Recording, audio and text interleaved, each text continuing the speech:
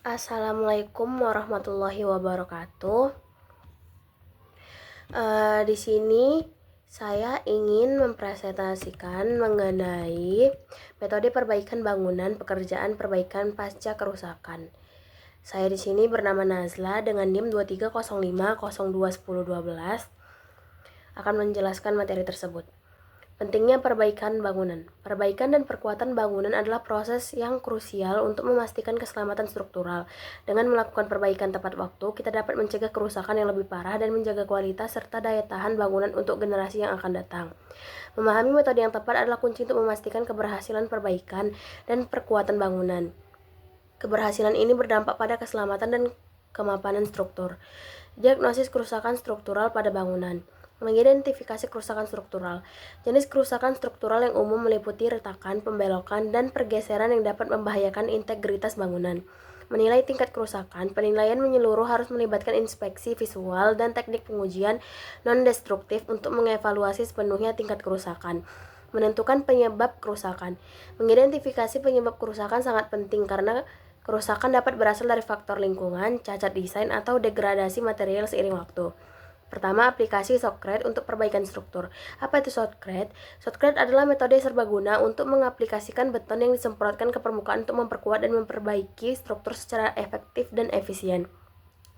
Mempersiapkan permukaan. Persiapan permukaan meliputi pembersihan, pembuangan material yang lepas, dan memastikan substrat stabil untuk mendorong adhesi optimal dari material Shotcrete. Penerapan Shotcrete. Proses pengaplikasian Shotcrete membutuhkan operator yang terampil untuk memastikan cakupan yang seragam dan ketebalan yang tepat, yang sangat penting untuk efektivitas perbaikan. Kedua, teknik dan manfaat injeksi retak pada beton. Pengertian injeksi retak beton. Injeksi retakan beton adalah metode yang digunakan untuk memperbaiki retakan pada struktur, memastikan daya tahan, dan mencegah kerusakan lebih lanjut. Memilih bahan injeksi. Memilih material injeksi yang tepat sangat penting untuk perbaikan yang efektif. Pilihannya meliputi epoksi poliuretan yang masing-masing cocok untuk kondisi retakan yang berbeda. Langkah-langkah proses injeksi. Proses ini meliputi pembersihan retakan, penyuntikan material di bawah tekanan, dan pemantauan perbaikan untuk memastikan efektivitas dan daya tahannya. Ketiga, metode perkuatan, post tensioning eksternal. Apa itu post tensioning eksternal? Post tensioning eksternal adalah teknik penguatan struktur yang menggunakan kabel baja untuk memberikan tekanan pada elemen beton, meningkatkan kekuatan dan stabilitasnya. Manfaat post tensioning. Manfaat utama post tensioning meliputi pengurangan retak, peningkatan kapasitas beban, dan fleksibilitas desain yang semuanya penting untuk keselamatan bangunan. Instalasi sistem post tensioning. Instalasi melibatkan penempatan kabel dalam saluran, pengujian tekanan, dan penambalan, memastikan bahwa sistem terintegrasi dengan baik dalam struktur yang ada.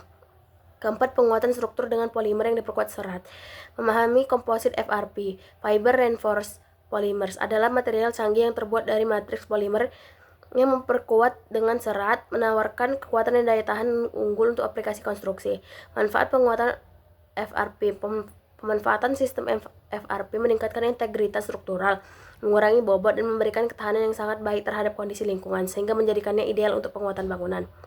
Penerapan FRP pada beton. Penerapan FRP melibatkan pengikatan komposit ke permukaan beton menggunakan perekat, memastikan transfer beban yang optimal dan hasil penguatan yang efektif. Selanjutnya adalah contoh studi kasus perbaikan yang berhasil. Contoh proyek yang ada di gambar adalah proyek ini menampilkan teknik perbaikan yang efektif. Teknik perbaikan struktur tahan gempa, metode retrofitting yang efektif. Berbagai teknik seperti isolasi dasar dan perangkat peredam energi membantu meningkatkan ketahanan bangunan terhadap gempa bumi untuk minimalkan kerusakan selama peristiwa seismik. Memperkuat ketahanan struktural. Perbaikan struktural bangunan meningkatkan kemampuan bangunan untuk menahan gempa bumi dengan mendistribusikan kembali gaya dan memastikan stabilitas di dalam struktur untuk melindungi penghuni. Kepatuhan terhadap kode gempa bumi. Mematuhi kode seismik setempat sangat penting untuk perbaikan struktur yang efektif, memastikan bangunan memenuhi standar keselamatan dan siap menghadapi potensi gempa bumi. Sekian presentasi yang saya jelaskan. Terima kasih.